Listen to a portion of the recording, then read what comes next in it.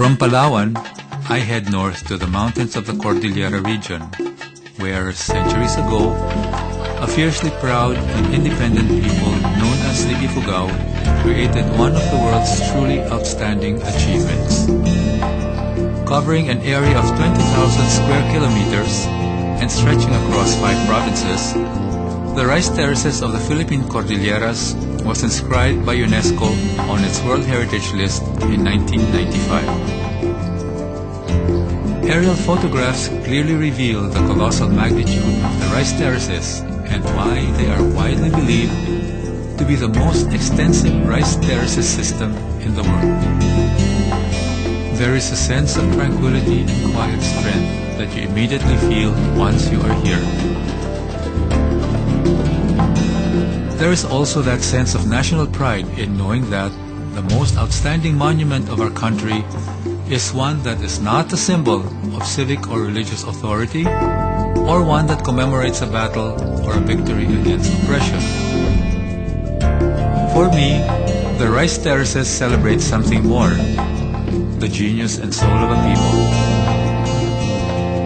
These were our forefathers who developed an entire system of cultural, agricultural, engineering, and environmental practices to grow rice, our principal food.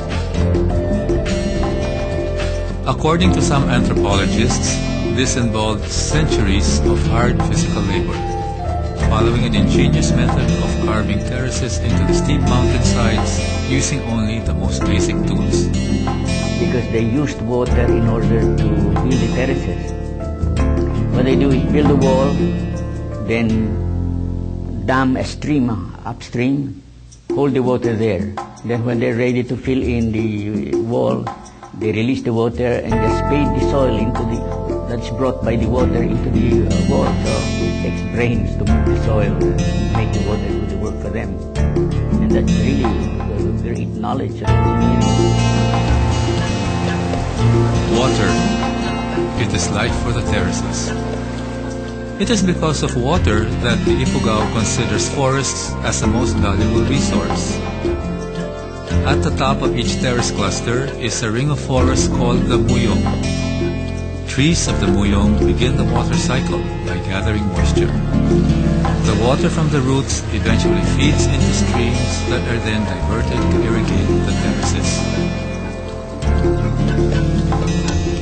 Water flows downhill from terrace to terrace through a well-engineered system of sluices and bamboo pipes. This traditional system is so sophisticated, yet totally sustainable.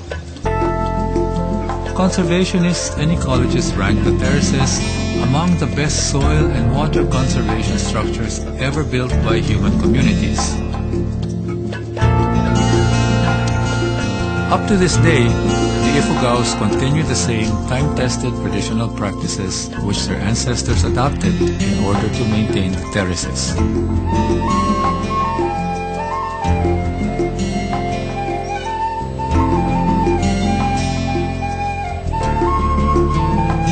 Because of this long and harmonious interaction between man and nature, UNESCO has cited the rice terraces as a living cultural landscape. But the origins of the Ifugao and why they built monumental landscapes on such difficult terrain remain shrouded in myth and conjecture. To shed more light on this, I asked Mr. Manuel Dulawan to tell me about early Ifugao beliefs, as well as his views concerning the rice terraces. That the construction of the first rice terraces according to Ifugao was taught by the deity in the Pan of Kahaadan to the hunter brothers Kabigat and Balituk, the sons of Tatpona and Inuke of Tiyangan. They were able to construct such structures that withstood earthquakes, typhoons, and other natural elements. Dr. Jesus Peralta offers a more historical and sociological explanation. By 6000 BC, there is a movement of peoples from the coastal areas of Southeast Asia. Some moved by boats into the islands, and these people are known as the Austronesians. And they are the ones who brought agriculture into the Philippines. So it's probable that the Ifugao came from these people coming from the staging area in Southeast Asia. Really, it's movements of people. If you study the terraces, all the terraces are down below. So it's really movement up because you cannot build a terrace without water. So you have to start moving up to get the water. For the Ifugao, daily life, cultural practices, religious beliefs, and even literature have always revolved around rice.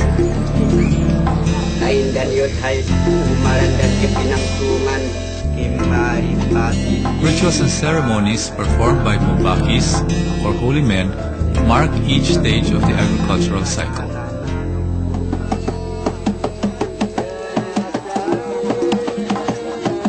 The Ifugao before sincerely believed that when they perform such rites, the gods or the deities and ancestral spirits had intervened in their place, in their buildings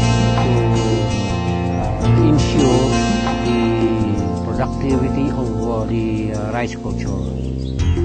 The strain of rice that grows in the terraces is special. Cordillera rice grows waist high, so that it can be harvested while standing.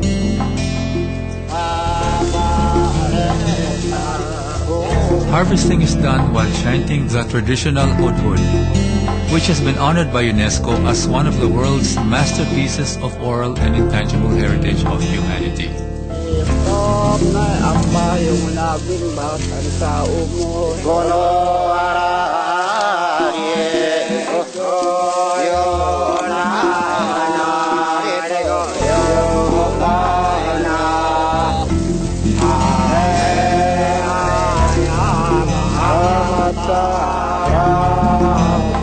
Visiting the rice terraces has made me touch roots, my own and that of my nation.